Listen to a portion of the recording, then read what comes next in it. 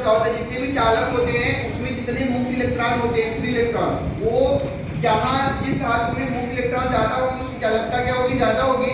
और चालकता ज्यादा होने का मतलब है तो अपने अंदर से करंट क्या ले जाएगा, इजीली ले जाएगा, आसानी से।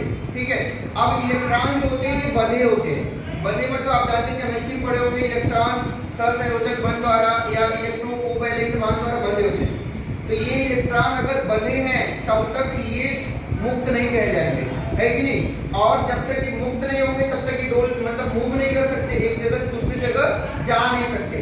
तो इस इलेक्ट्रॉन को मूव कराने के लिए हमको क्या करना पड़ता है, ऊर्जा देनी पड़ती है।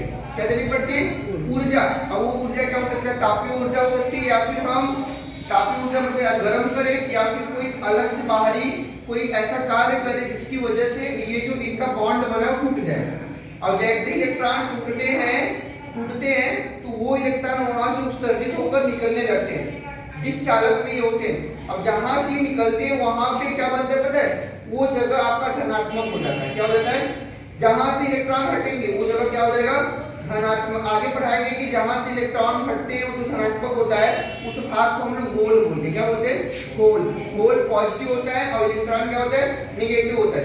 अब क्या होता है कि इस इलेक्ट्रॉन को हम ले जाते हैं, तो इस इलेक्ट्रॉन को ले जाने में जो कार्य करते हैं उसी को हम लोग कार्य फलन बोलते हैं। और इसको मापने की जो इकाई होती है इलेक्ट्रॉन वोल्ट होती है, जिसे हम लोग स्मॉल ई और भी से दिखाते हैं। ठीक है, ईवी मतलब मेजरमेंट कैसे करते हैं इसको, स्मॉल ईवी में। इलेक्ट्रॉन अगर एक बॉन्ड से दूसरे बॉन्ड में जाएंगे तो उनके बीच का जो गैप होता है, गैप, जैसे इलेक्ट्रॉन एक बॉन्ड से दूसरे बॉन्ड में जाते हैं उनके बीच में गैप आता है, इस गैप को हम लोग बोलते हैं एनर्जी बैंड गैप। क्या बोलते हैं, एनर्जी बैंड गैप बोलते हैं। और ये जितना कम से कम रहेगा, जैसे आप ये समझो कि अगर ये गैप ज्यादा है तो इलेक्ट्रॉन को मूव करने के लिए ज्यादा एनर्जी चाहिए, अगर ये गैप कम है तो कम एनर्जी चाहिए।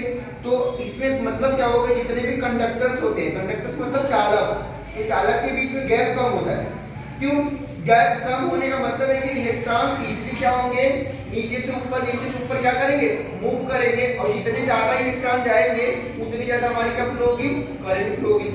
अच्छा, सबसे ज्यादा गैप किसमें हो सकता है, सबसे ज्यादा गैप आपका उसमें होगा इंसुलेटर में, जो विद्युत पदार्थ है कि नहीं। क्योंकि इंसुलेटर में गैप ज्यादा होने से इलेक्ट्रॉन क्या करते हैं, मूव नहीं कर पाते, मतलब इलेक्ट्रॉन्स होते हैं उसमें।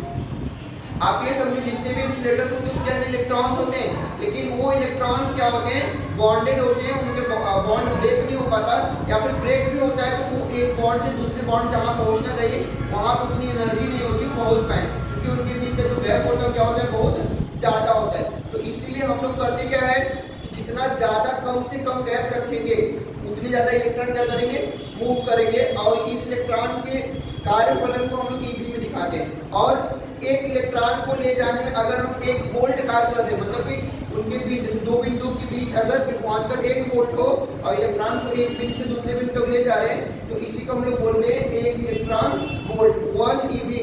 और जो 1 ईवी होता है वो 1.6 × 10⁻⁻⁹ जूल के बराबर होता है। ठीक है, यही है।